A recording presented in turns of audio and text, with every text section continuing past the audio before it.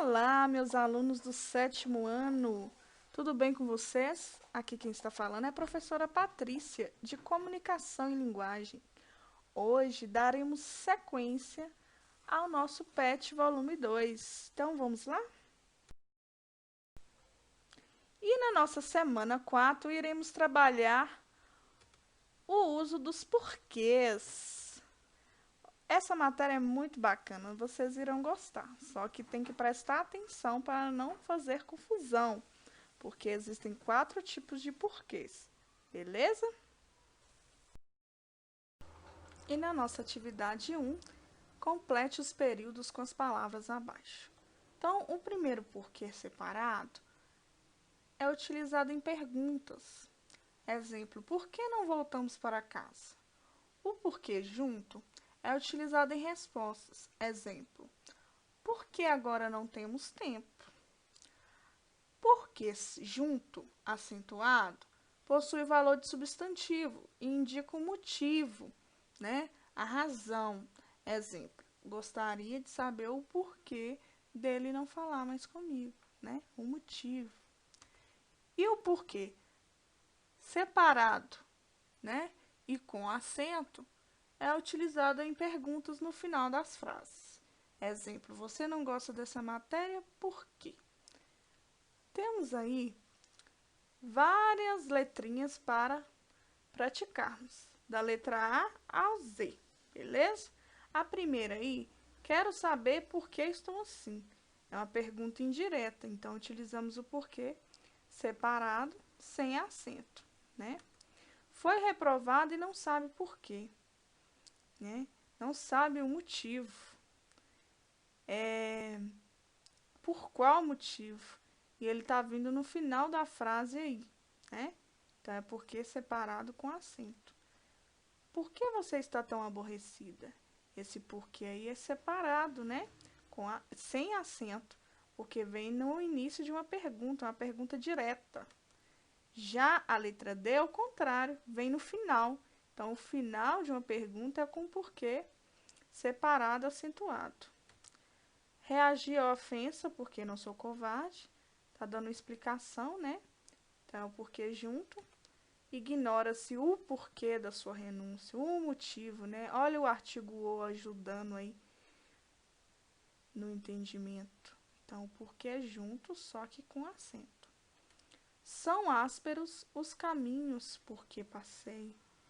É isso? Pelos quais passei.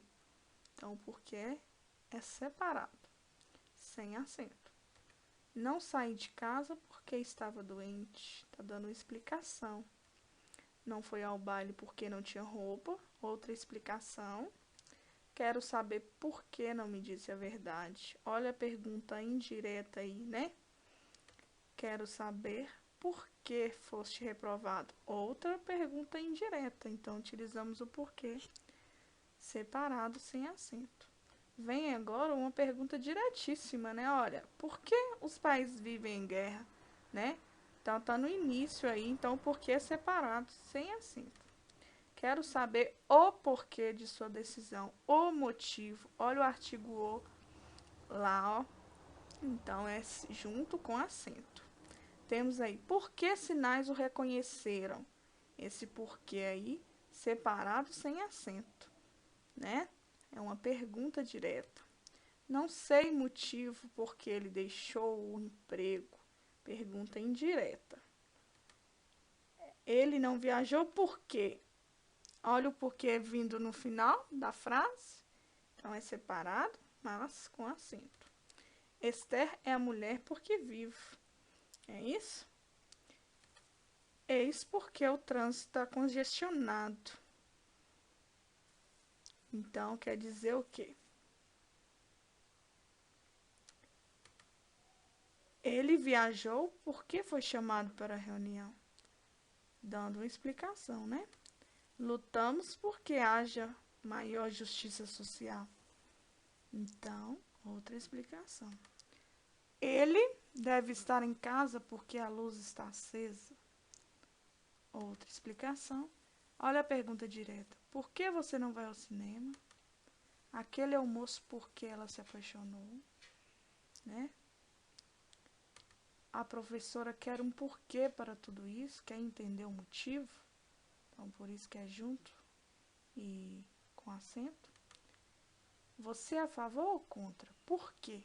Olha o porquê vindo no final da frase, da pergunta, né? Estava triste sem saber por quê, por qual motivo. E vem no final também, fazendo um questionamento. Por isso que é o porquê separado, acentuado. Então, finalizamos a atividade 1.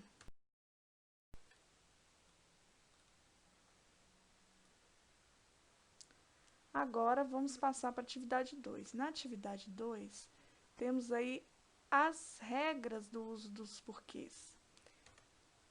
E depois que vocês observarem as regras, vocês irão elaborar um texto utilizando os porquês nesse texto.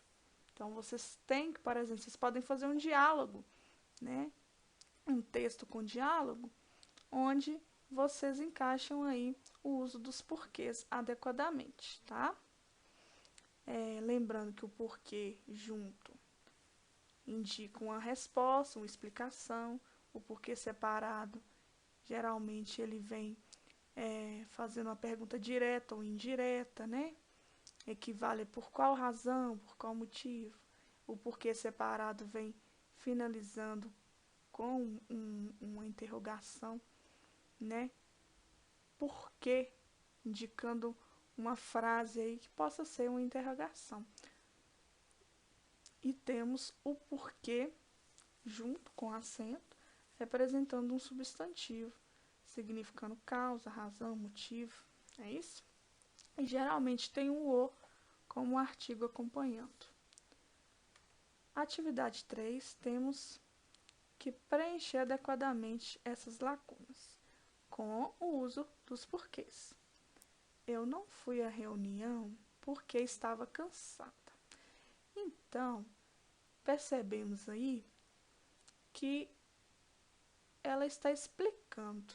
Quando a gente faz uma explicação, quando a gente está dando uma resposta, você utiliza o porquê junto. Então, nós já eliminamos a letra B, porque ou é a letra A ou é a letra C. Então, vamos continuar.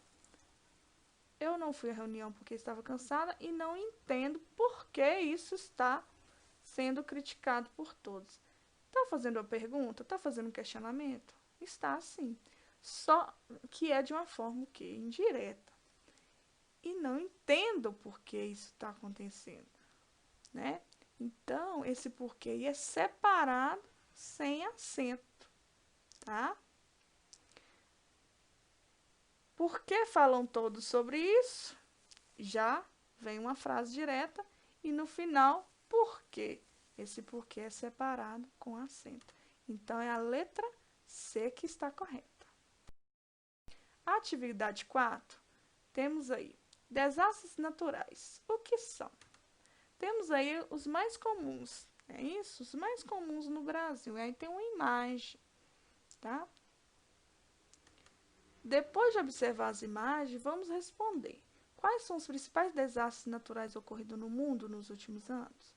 Então, nós vamos lembrar de terremotos, fortes furacões, tufões, vulcões, né? Então, nós vamos lembrar disso aí. Você já ouviu falar de eventos naturais que têm afetado um grande número de pessoas no Brasil? Então, vamos lembrar. A seca, a geada, as enchentes, a desertificação, a erosão, as queimadas e os escorregamentos, ou seja, mais conhecidos como deslizamentos, né? Os deslizamentos de terra. Em que parte do território brasileiro esses desastres naturais têm ocorrido? Então, pessoal, nós estamos trabalhando a questão aí dos desastres naturais. E logo à frente vai vir textos explicativos. E são desses textos e também da sua pesquisa individual que você irá responder, tá bom? Então, observe aí se o de vocês está coerente. Se não estiver, faça aí a correção adequada, beleza? Então, perguntou em que parte esses desastres têm ocorrido. Geralmente é em todo o Brasil, né? O que você sabe sobre esses grandes eventos naturais? Aí eu coloquei assim: a maioria dos desastres no Brasil está intimamente relacionada às instabilidades atmosféricas, responsáveis pelo desenvolvimento dos desastres naturais, dos quais estão as inundações, vendavais, tornados, granizos, deslizamentos de terra, ok? Aí temos aí os textos, né, informativos. Aí o primeiro fala dos desastres naturais e o outro tem foco nas enchentes. Eu peço que vocês leiam, tá? Para vocês interagirem com o assunto, né? Estarem a par do assunto e observarem aí que retiramos algumas respostas desse texto.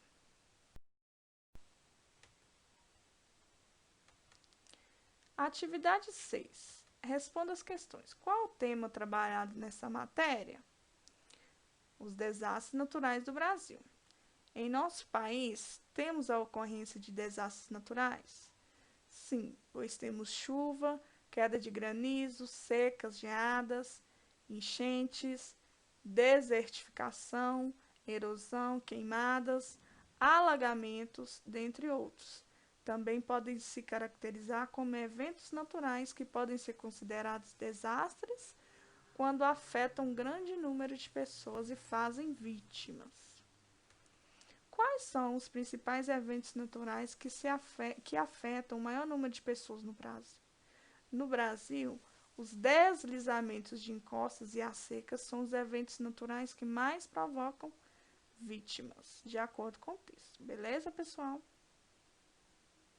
Aí vem ali em cima uma parte interessante. Nas cidades, os sistemas de drenagem geralmente são obsoletos, foram desenvolvidos para funcionarem durante um tempo. Assim, estão entre os grandes responsáveis pelas inundações.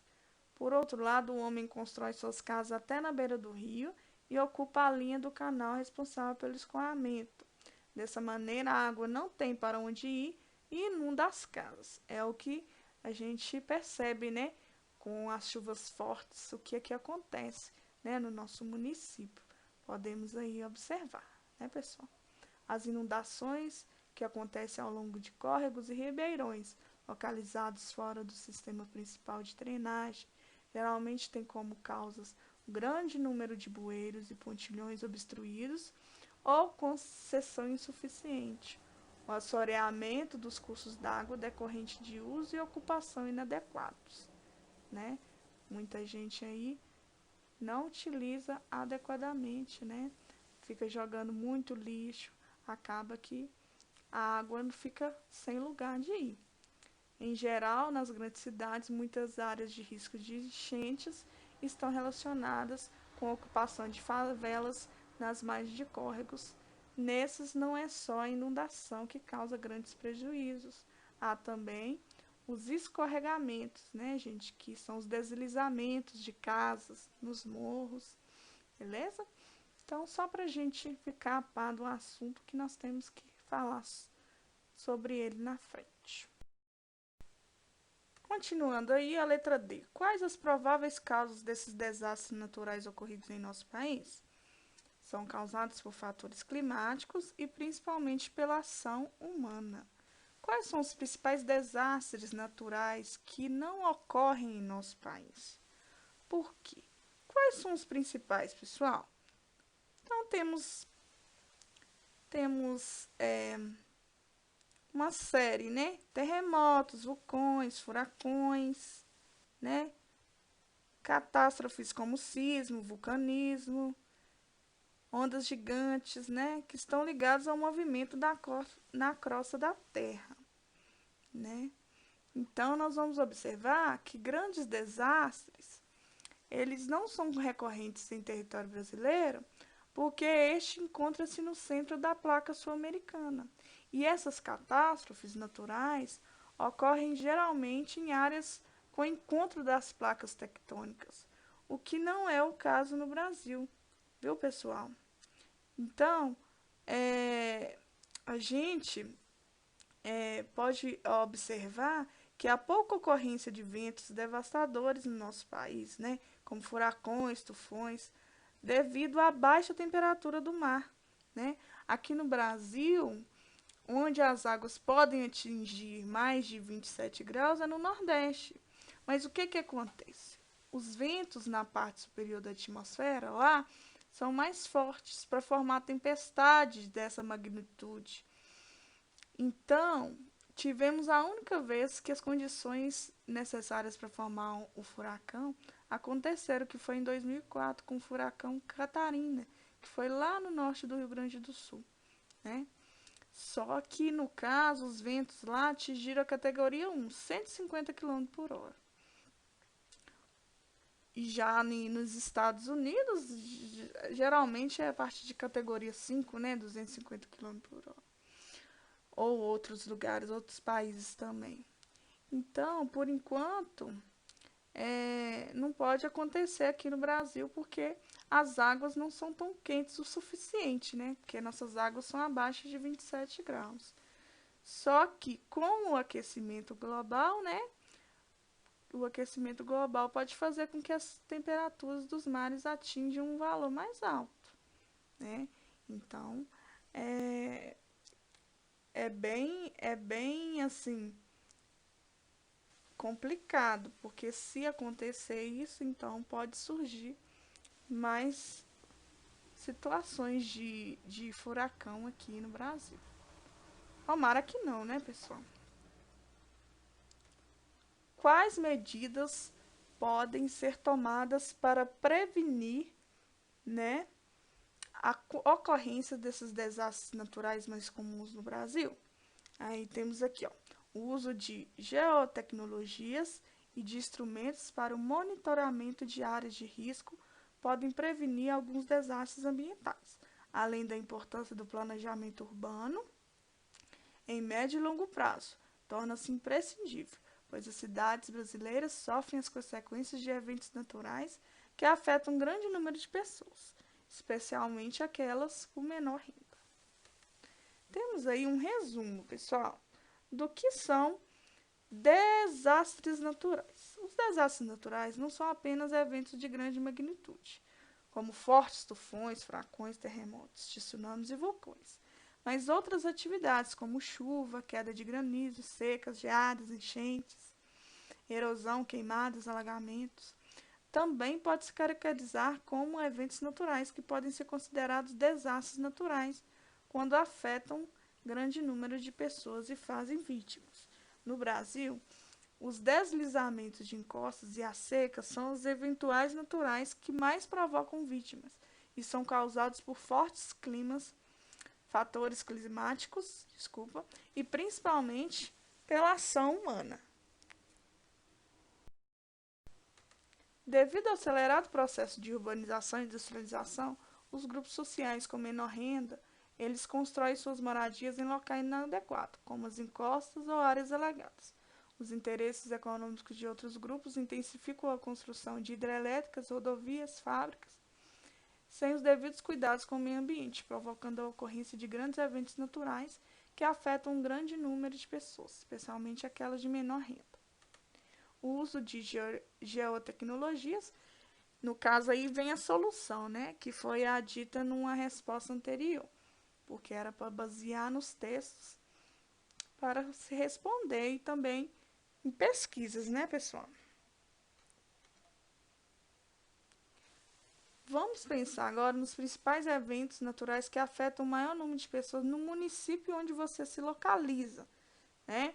Onde se localiza a sua escola, as áreas vizinhas, né? Então, produz um texto dissertativo sobre a importância do planejamento urbano, rural e o uso de soluções tecnológicas inovadoras para minimizar os desastres naturais. Então, pessoal, o que acontece? Eu coloquei como sugestão esse texto, né? porque nós estamos aí falando, a maior quantidade aí dos meus alunos são de Ribeirão das Neves, então nós construímos esse texto aí como sugestão para vocês fazerem as devidas alterações, tá bom? Aí, aqui, nós colocamos aí algumas soluções e o que realmente acontece muito nessa região são as enchentes, deslizamentos de terra, tá bom? Que afetam muito a população, principalmente a população carente, beleza? Vamos ler esse texto agora, né? A capoeira de Urtigas, para fazermos as devidas interpretações. O compadre Benício era bronco como ele só, mas metido a explorar os outros. Contratava algum caboclo para carpir sua terra, com a condição de que, se ele desistisse antes do fim da terra, nada lhe pagaria pelo trabalho já feito. Só que, depois que o coitado já tinha carpido um mundão de terreno, o compadre Benício fazia-o carpir uma capoeira de urtigas das mais ardidas. Está visto que o pobre coitado, de tanta coceira, acabava desistindo e saía sem ganhar um tostão por toda a trabalheira que já tinha executado. Que safado esse compadre Benício, não? Foi que o padre Balazarte ouviu falar da história e apresentou-se no sítio do malandro, preparado para o trabalho. Está contratado, seu Malazarte, disse o compadre Benício. Se cumprir a tarefa do dia, dou-lhe um boi como pagamento. Um boi, compadre? Admirou-se falsamente o Pedro Malazarte. Olha que a paga dá boa, hein? Ah, mas estou vendo que o senhor tem uma capoeira de urtigas das bravas, compadre Benício. Por que não começar por aqui? O compadre Benício não gostou da proposta. Se o Malazarte abandonasse o trabalho logo de início, que lucro ele teria? Resolveu então mudar as regras do jogo. Concordo, mas faça um outro trato. Se o senhor se coçar uma só vez durante o trabalho, não lhe pago nada. E o senhor vai ter de carpir mais 2 tarefas de graça. Vou deixar meu filho aqui conferindo tudo o que o senhor fizer. Se o senhor se coçar uma vezinha só, ele vem me avisar na mesma hora. Malazarte pegou o enxadão e pôs-se a trabalhar, sob os olhares do filho do compadre Benício. Um rapaz sonso começou. Quando não aguentava mais, de vontade de se coçar, voltou-se para o rapaz. Diga-me uma coisa, seu moço, o boi que seu pai vai me dar é um que tem uma manchinha aqui na orelha? E apontando a orelha, Rock coçou-se com gosto. Na orelha, o sonso do rapaz nada percebeu. Na orelha não tem não, senhor. Mas um pouco e com vontade de coçar as costas, o caipirinha perguntou, mas não é esse um boi que tem um malhado aqui na cacunda? Questão 1. Segundo o narrador, o caboclo contratado pelo compadre Benício acabava desistindo de carpir a capoeira de urtigas, pois o que acontecia? Hein, pessoal? Letra A. Ele já estava cansado de tanto trabalho, a capoeira de urtigas tinha uma grande extensão, ou as urtigas de tão ardidas causaram-lhe muita coceira. Então, essa aí tá fácil, né, pessoal? É a letra C. Parabéns para quem acertou. A questão 2. O narrador expõe uma opinião no trecho. Qual que é a opinião aí, ó? Que safado esse compadre Benício, não? O compadre Benício não gostou da proposta. Malazarte pegou o enxadão e pôs-se a trabalhar. Qual que é a opinião aí? Está na cara, né? A letra A. Parabéns. 3. Se cumprir a tarefa do dia, dou-lhe um boi. O compadre Benício, ele dá uma sugestão, ele emite uma ordem ou ele impõe uma condição ao seu Malazarte? O que vocês responderam? Ele está impondo, né? Se cumprir, você recebe o boi. Se ele não cumprir, ele não recebe nada. Na 4, no segmento, vou deixar meu filho aqui, conferindo tudo o que o senhor fizer. A locução verbal destacada exprime um fato futuro. Vou deixar, né? Olha aí, ó. Ó, o segmento de 2 verbos, vou e o deixar. É deixei, deixo ou deixarei no lugar de vou deixar, né? Qual que nós podemos substituir aí? Deixarei, né? Vou deixar o mesmo que deixarei. Muito bom, parabéns. Na 5, na passagem, quando não aguentava mais de vontade de se coçar, voltou-se para o rapaz. O termo grifado indica uma circunstância de quê, pessoal? E aí? De lugar, de modo ou de tempo? Vamos ver se vocês acertaram, hein? De tempo, isso mesmo. Esse quando aí indica tempo. Quando não aguentava mais. A expressão rock rock imita o som da coceira. Desse modo, ela funciona como metáfora, interjeição ou onomatopeia? Qual aí a opção que está imitando um som? É metáfora, interjeição ou onomatopeia, pessoal? Vocês lembram? Onomatopeia, né? Onomatopeia que tem a função de escrever imitando um som de alguma coisa, né? É igual você colocar toque-toque. Se eu colocar no texto toque-toque, vocês vão saber que é o toque na porta, né? Está imitando o som ao bater na porta. 7. Identifique o adjetivo que pode definir o seu Malazarte. Então, e esse seu Malazarte? Ele é astuto? Ele foi astuto? Ele foi preguiçoso? Ele foi encrenqueiro? Astuto, pessoal, ele é esperto, né? Então, esse seu Malazarte foi muito esperto, né? Que ele arrumou uma forma de se coçar e o garoto lá do seu Benício nem percebeu. Finalizamos mais uma semana do PET, a última semana 4, né, do PET 2. Espero que vocês estejam acompanhando, tá? Se tiver dúvida, só me chamar. Até a próxima aula. Fiquem com Deus e um grande abraço.